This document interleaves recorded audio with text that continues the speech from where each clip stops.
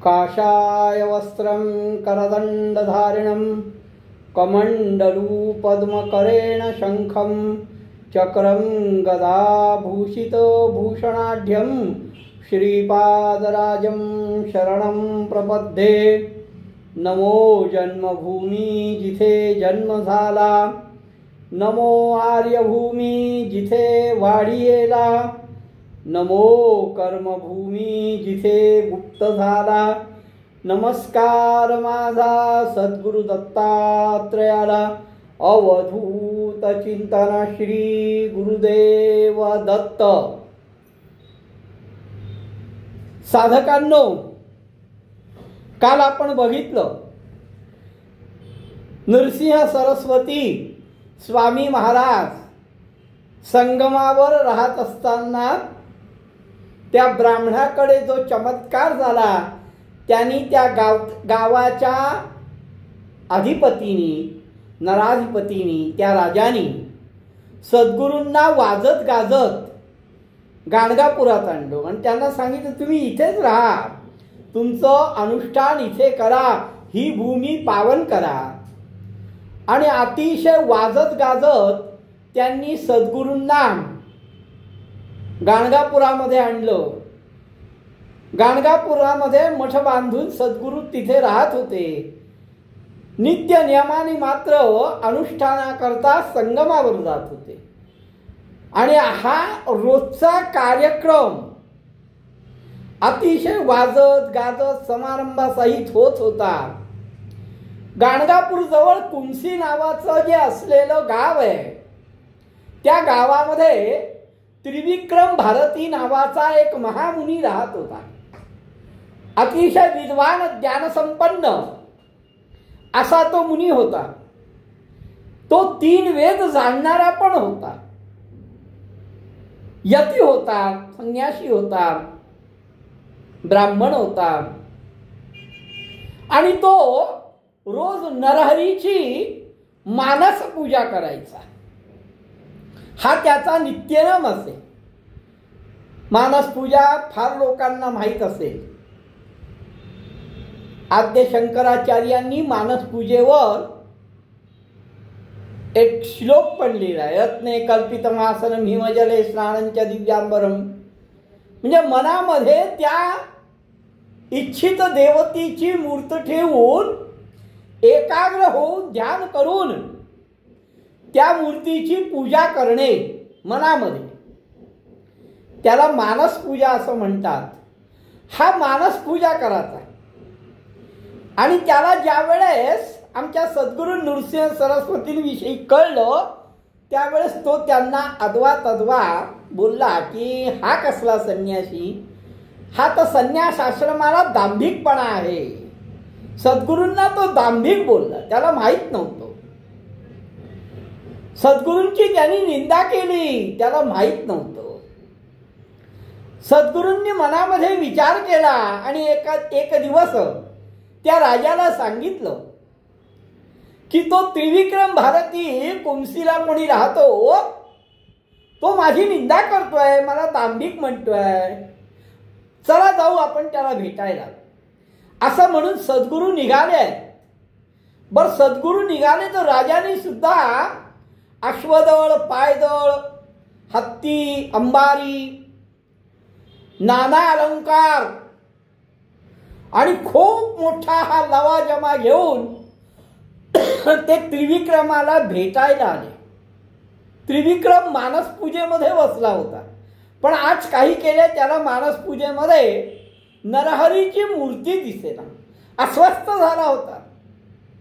असं का होत आहे, नरहरी माझ्यावर का रुष्ट झाले आहे, असा मनोमन विचार करत होता की आज मूर्ती मनामध्ये काय येत नाही आहे।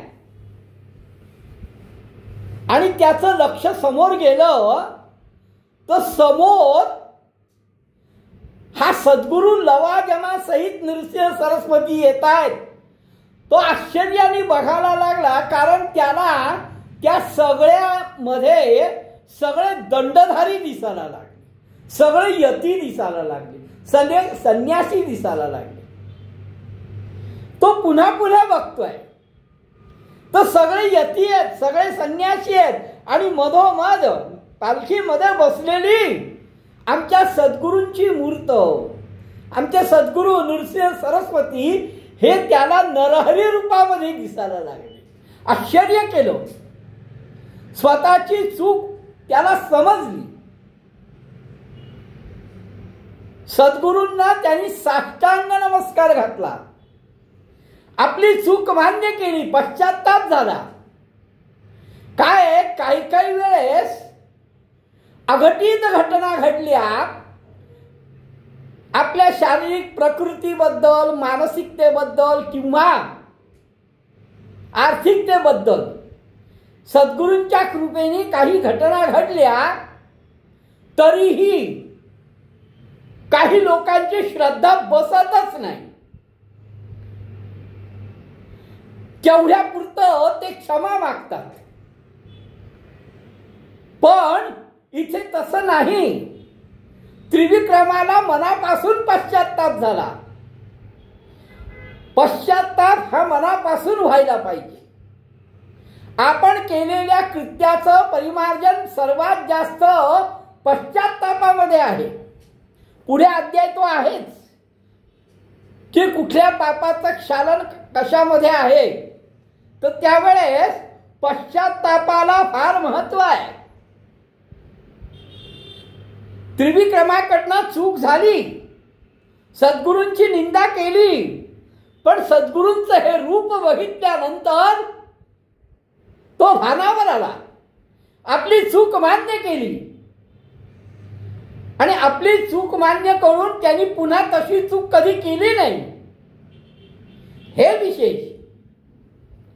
आम्हाला आमच्या शारीरिक प्रकृतीत सुधारणा झाली, आमची आर्थिक प्रकृती सुधारली थोडी, किंवा मानसिकरित्या आपण काही अंशी चांगले झालो, तर तेवढ्यापुरतं आम्ही फक्त केलेल्या चुकांबद्दल क्षमा मागतो, पण पुनश्च आम्ही त्याच चुका करतो. हे त्रिविक्रमाच्या बाबतीत घडलं नाही.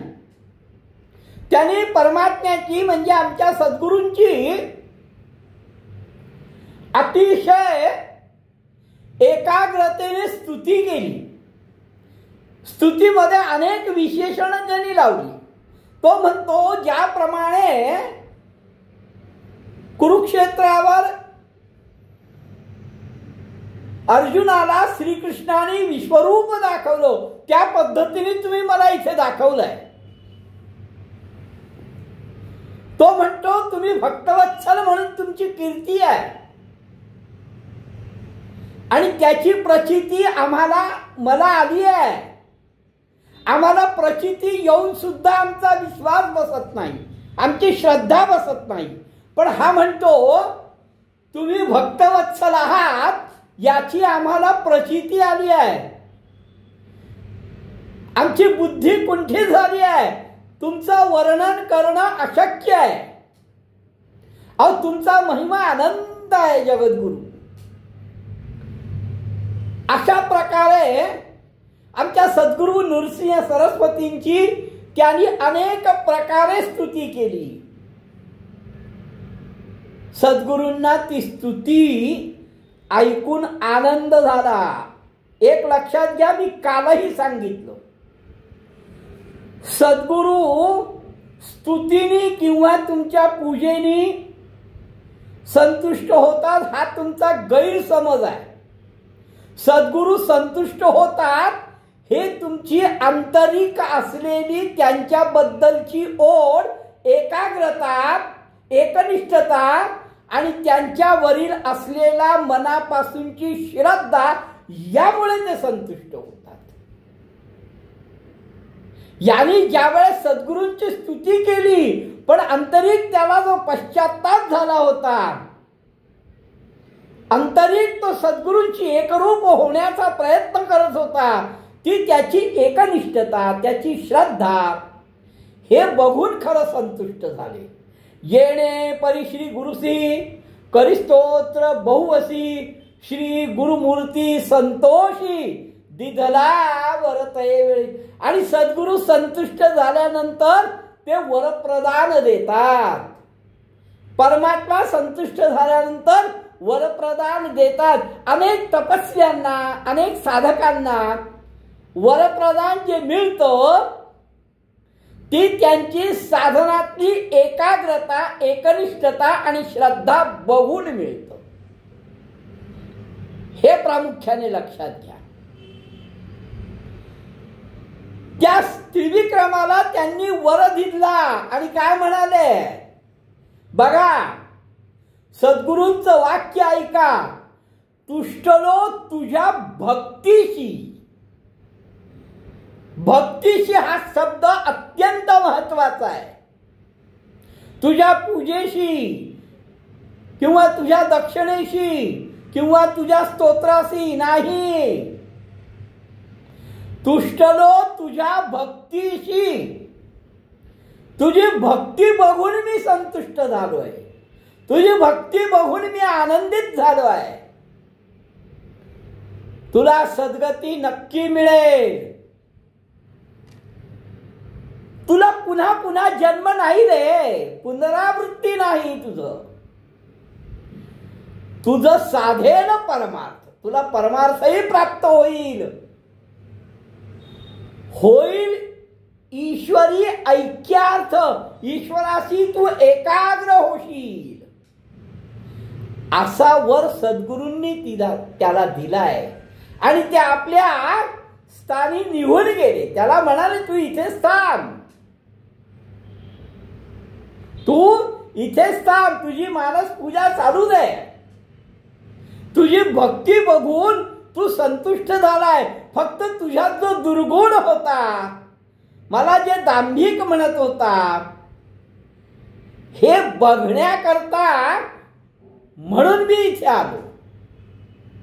अन्यथा तुझी भक्ती ती बघून मी संतुष्ट झालो आहे. तुला पुनरावृत्ती नाही आहे. तुझं परमात्म्याशी ऐक्य होईल. आणि सद्गुरू आपल्या निजस्थानावर म्हणजे पुन्हा कुमसीवरनं गाणगापूरला आले. वर देऊन भारतीसी राहाविले तेथे कुमतीसी. त्याला तिथेच ठेवलं. तू तिथेच राहा बाबा, तू काही माझ्या बरोबर येऊ नको.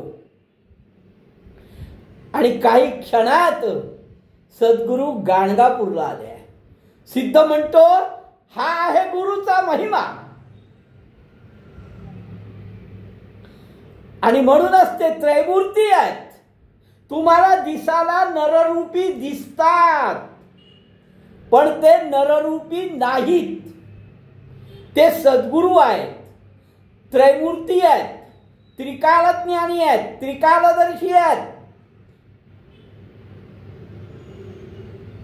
असा हा परमपुरुष परमात्मा जगद्गुरु नृसिंह सरस्वती, त्याला जे कोणी नर म्हणतील,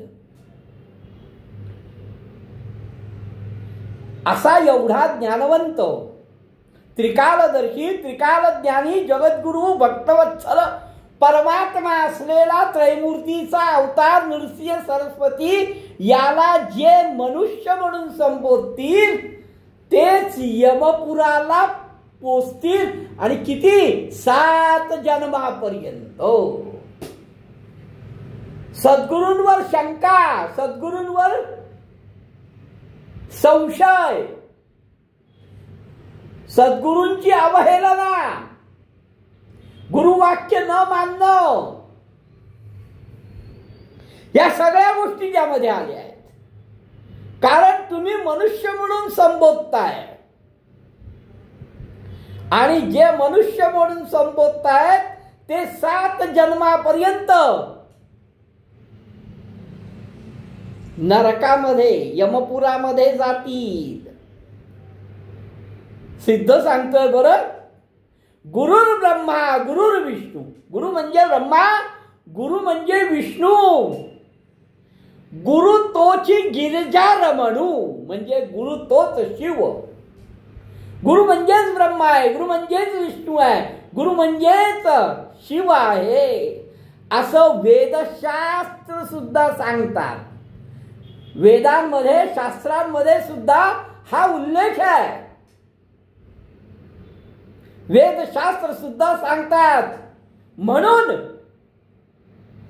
अतिशय निश्चयाने हे मात्र नीट ऐका, मन शांत करून ऐका, एकाग्रतेने ऐका की गुरु हा ब्रह्मा आहे, गुरु हा विष्णू आहे, गुरु हा शिव आहे असं वेदशास्त्र सांगतात.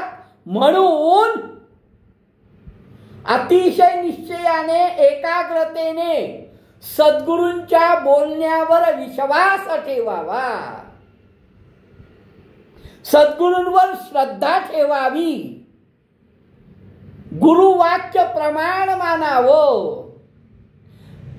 काय सांगतोय सिद्ध? श्री या कारणे श्री गुरुसी शरण जावे निश्चयासी, विश्वासावे माझ्या बोलाशी. माझं बोल ऐका, माझ्या बोलण्यावर विश्वास ठेवा. अहो लीन व्हावे सद्गुरु चरणी, लीन व्हावं सद्गुरूंपाशी. तुमचा अहंकार, तुमचा मान सन्मान, तुमचा हट्टी हेकट स्वभाव हे सगळं सोडून सद्गुरूंच्या चरणी लीन व्हा, शरण जा सद्गुरूंना. कसं? देहानी नाही, मनापासून जा. काही काळापुरतं नाही तर कायम स्वरूपी जा. आम्ही काही काळापुरते शरण जातो, हे चुकीचं आहे. अहो अमृत आहे ते. हे अमृत जर एकदा तुम्हाला प्राप्त झालं तर ज्ञान प्राप्त होणार. अहो गुरुचरित्र म्हणजे कामधेनू आहे हो. अमृताची आरवटी घातली असे गोमटी, ज्ञानी जन प्राशिती. जे ज्ञानी आहेत त्यांनाच खरं आता हे कळेल. आणि गुरुचरित्र कामधेनू, खरोखर गुरुचरित्र कामधेनू आहे. सिद्ध नामधारकाला सांगतोय, नामधारक अतिशय एकाग्रतेने शांततेने हे सर्व श्रवण करतोय. बघा सद्गुरूंनी, नृसिंह सरस्वतींनी वयाच्या 10व्या वर्षापासून आतापर्यंत तुम्ही जेवढे भाग ऐकलेत त्या सगळ्या भागांमध्ये अनेक ठिकाणी सद्गुरूंनी अनेक चमत्कार केले. पण आज तागायत कुठल्याही भागामध्ये तुम्हाला ऐकायला असं मिळालं नाही की हे मी केलं. हे सद्गुरू आहे. नामधारक अतिशय तन्मयतेने ऐकतोय. आणि जी जी नामधारकाची शंका निर्माण होते, नामधारक ज्या ज्या उत्सुकतेने सिद्धाला विचारतो ते ते सिद्ध त्याला पुढे पुढे सांगतोय. नामधारक हात जोडून विनंती करतोय. नामधारक हात जोडून विनंती करतोय. नामधारक बोलतोय, सिद्ध मुनी अहो तुम्हीच गुरु शिरोमणी आहात. याची साक्ष आता आम्हाला हळूहळू याची सिद्ध व्हायला लागलंय की तुम्हीच सद्गुरू आहात. मी सुरुवातीलाच सांगितलं होतं. नामधारक आता म्हणतोय तूच गुरु शिरोमणी. साक्षी येते अंतःकरण, माझ्या मनामध्ये मला पटत चाललंय की तुम्हीच गुरु शिरोमणी आहात, तुम्ही परमार्थ सांगत आहात, असा कृपाळू परमेश्वर तुम्ही आहात. आणि म्हणून आपला अवतार झालाय.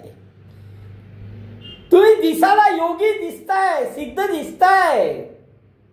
आणि हेच मी तुमच्याकडे सिद्ध किंवा मनुष्य म्हणून बघतो, तेच माझं प्रत्यक्ष अज्ञान आहे. अहो त्या त्रिविक्रमाला सद्गुरूंनी विश्वरूप दाखवलं असं तुम्ही सांगता. सद्गुरू त्याला कुंसीत ठेवून सद्गुरू पुन्हा गाणगापुरात गेले. पुढे काय घडलं? आता माझी उत्सुकता वाढत चालली आहे. तया त्रिविक्रम भारतीसी दाविले रूप प्रत्यक्षेसी पुढे कथावर्तनी कैसी निरोपावी दातारा. अहो पुढे काय घडलं सांगा ना मला. माझी उत्कंठा वाढत चालली आहे. सिद्ध म्हणतो ऐक ऐक नामधारका ऐक, या सद्गुरूंच्या अनेक अगम्य अशा लीला आहेत. त्या सांगणं कठीण आहे. सगळ्या लीला सद्गुरूंच्या सांगणं कठीण आहे. अगम्य लीला आहे. सगळ्या सांगणं कठीण आहे रे बाळा. साधारण काय असेल ते मी तुला सांगतोय. समस्त लीला सांगत, सगळ्या लीला जर सांगत बसलो तर कथा खूप मोठी होईल. त्यामुळे क्वचितच्या ज्या काही कथा आहेत त्या मी तुला निरोप सांगतो. तुला ते सांगतो ते ऐक. पुढे काय घडलं? एक शिष्यक नामधारक ऐक नामधारका ऐक ऐक मी पुढे काय सांगतो. विदुर नगरामध्ये एक यवन राजा होता. विदुर नगरामध्ये एक यवन राजा होता. हा महाक्रूर होता. ब्राह्मण द्वेष्टा होता. सदा कदा जीवाची हत्या करायचा आणि ब्राह्मणांशी चर्चा करा, वेद म्हणायला लावायचा. वेद म्हणा माझ्या पुढे. विप्रासी म्हणे यवन. हा यवन महाक्रूर होता, जीवहिंसा करणारा होता, ब्राह्मण द्वेष्टा होता. पण ब्राह्मणांना सांगायचं माझ्या समोर वेद म्हणा, मी राजा आहे. जे का असती विद्वज्जन, जे काही विद्वान लोक होते ते आपल्या सभेमध्ये यावं आणि सर्व वेद म्हणावे. त्यांना मी भरपूर द्रव्य देईन.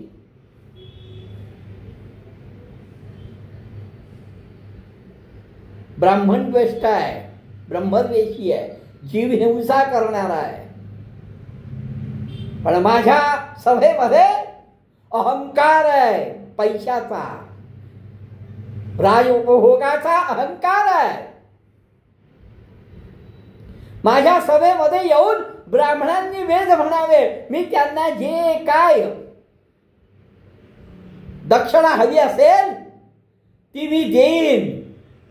जो कोणी वेदार्थ सांगेल, वेदावर चर्चा करेल, वेदाचं महत्व पटवून देईल, त्यांची मी विशेष पूजा करीन. असं तो यवन सांगतोय. त्यांची मी विशेष पूजा करीन. हे ऐकल्यानंतर जे ज्ञानी आहेत त्यांना ह्याचा बतितार्थ कळतोय. हा अहंकारी आहे. हा वेदांना ब्राह्मणांना दूषण देणार आहे. याला पैशाचा अहंकार आहे, द्रव्याचा अहंकार आहे, राज्यपदाचा अहंकार आहे. म्हणून जे ज्ञानी आहेत ते म्हणायचे आम्हाला काही वेदबीज येत नाही, विषय इथेच संपला, आम्ही काही येत नाही चर्चा करायला. पण जे ज्याला मराठीमध्ये म्हणतात अर्ध्या हळकुंडात पविळे, ज्यांना थोडंफार वेदाचं ज्ञान आहे, शास्त्राचं ज्ञान आहे, जे का असती मतिहीन, ज्यांना बुद्धी नाही आहे, निर्बुद्ध आहे, थोडीफार विद्या येते आहे आणि द्रव्याच्या लोभानी, द्रव्यावर दृष्टी ठेवून की आपण गेलो तर आपल्याला द्रव्य मिळणार आहे, ज्ञान तोकडा आहे, आपल्याला द्रव्य मिळणार आहे. म्हणून ते ब्राह्मण त्या म्लेच्छा पुढे जाऊन वेद म्हणायचे, वेदशास्त्र सांगायचे. मनामध्ये त्या राजाला राग येत होता. काही वेदांची स्तुती करतायत. म्लेच्छ मनी असे कुडे. एके अर्थ यज्ञकांडाचा, तो यज्ञकांडावर यांच्याशी बोलायला लागला. आता हा यवन ब्राह्मण द्वेष्ट आहे, यज्ञ कर्म याचा द्वेष्ट आहे. तो म्हणतो तुम्ही मला मी पशुहत्या करतो म्हणून दोष देता, मी जीवहिंसा करतो म्हणून दोष देता, पण अहो यज्ञाच्या वेळेस तुम्ही पण पशुहत्या करता. म्हणे विप्र यज्ञ करती. विप्र ज्या वेळेस यज्ञ करतात पशुहत्या करणे रीती, त्यावेळेस पशूंची हत्या करतात. आम्हा म्लेच्छा ते निंदिती. आणि आम्हा यवनांना आम्ही पशूंची हत्या करतो म्हणून आमची निंदा करता. आणि अशा प्रकारे कुठलंही तथ्य नसताना, कुठलंही ज्ञान नसताना तो ब्राह्मणांची निंदा करत होता. योग्य ब्राह्मण पाहून त्यांनाही तो द्रव्य देत होता. तो यवन द्रव्य देतोय असं सगळ्यांनी ऐकलं. आजूबाजूचा देशदेशी पंचक्रोशीतल्या लोकांना कळलं की या यवनाच्या पुढे, या राजाच्या पुढे, विदुरनगरीच्या म्लेच्छ राजाच्या पुढे जर आपण वेद म्हटले, शास्त्र सांगितलं तर हा द्रव्य देतोय. त्यामुळे आजूबाजूच्या देशोदेशीचे विप्रवर्ग जे मगा सांगितल्याप्रमाणे मतिहीन आहेत, अर्ध्या हळकुंडामध्ये पिवळे आहेत, हे सगळे यायला लागले. आणि आम्ही वेदशास्त्र निपुण आहोत. एकीकडे असं सांगतायत आम्ही वेदशास्त्रावर निपुण आहोत, पण त्यांचं सर्व लक्ष राजा देणाऱ्या दक्षिणेवर आहे, राजा देणाऱ्या द्रव्यावर आहे. आणि ते राजाकडे जायचे, राजाला राजाची भेट घ्यायची, राजा पुढे वेद म्हणायचे. आणि राजाकडनं द्रव्य हस्तगत करायचे. ऐसे विप्र, असे जे ब्राह्मण आहेत, असे जे विप्र आहेत, जे यवना पुढे वेद म्हणतायत, शास्त्र सांगतायत, त्यांची जोडी जी आहे ती यमपुरावर आहे. ते मदोन्मत्त दुराचारी म्हणून गणले जातात आणि तेच कलीचे मित्र आहेत. ऐसे मंदमती विप्र, त्यांची जोडी यमपुर, मदोन्मत्त दुराचार, तेच इष्ट कलीचे, तेच कलीचे मित्र आहेत, कलीचे सगळे सोयरे आहेत. असं असता एक दिवस दोन मंद बुद्धीचे ब्राह्मण त्या राजाला येऊन भेटले. दोन मंद बुद्धीचे ब्राह्मण त्या राजाला येऊन भेटले. आम्ही वेदशास्त्र अभिज्ञाती आहोत, आम्हाला सगळं वेदशास्त्र कळतं, आम्ही 3 वेद जाणतो. आणि त्या राजा पुढे जाऊन आपलीच आपली स्तुती करायला लागली. हे राजन, अरे तू वेदांचं म्हणतोयस, अरे आम्ही स्वतः 3 वेदी आहोत, आम्ही सगळं वेद शास्त्र हे सगळं आम्हाला माहिती आहे. आम्ही 3 वेद म्हटलेले आहेत, आम्ही ज्ञानवंत आहे, कोणी नाही आमच्यासारखा ज्ञानवंत कोणीही नाही, असं ते सांगायचे. मुळात शांतपणे विचार केला तर मी तुम्हाला सांगतो, जो कोणी स्वतःला ज्ञानी म्हणवतो तो पहिला अज्ञानी आहे. कारण पूर्ण ज्ञानी कोणीही नाही, कारण ज्ञानाला सीमा नाही आहे. अगाध ज्ञान आहे. तुमचं आयुष्य किती आहे, तुम्ही किती शिकाल, प्रत्येक ठिकाणी स्वल्पविराम आहे, पुढे अजून काही आहे. स्वल्पविराम, पुढे अजून काही आहे. पण जे स्वतःला ज्ञानी समजतात ते अज्ञानी आहेत, मूर्ख आहेत. आणि हे राजाला सांगतात की आम्ही ज्ञानी आहोत, आमच्यासारखा कोणीही ज्ञानी नाही. अरे तुझ्या राष्ट्रात काय, मी अनेक राष्ट्रात आम्ही हिंडून आलो आहे. स्वतःची प्रौढी मिरवतायत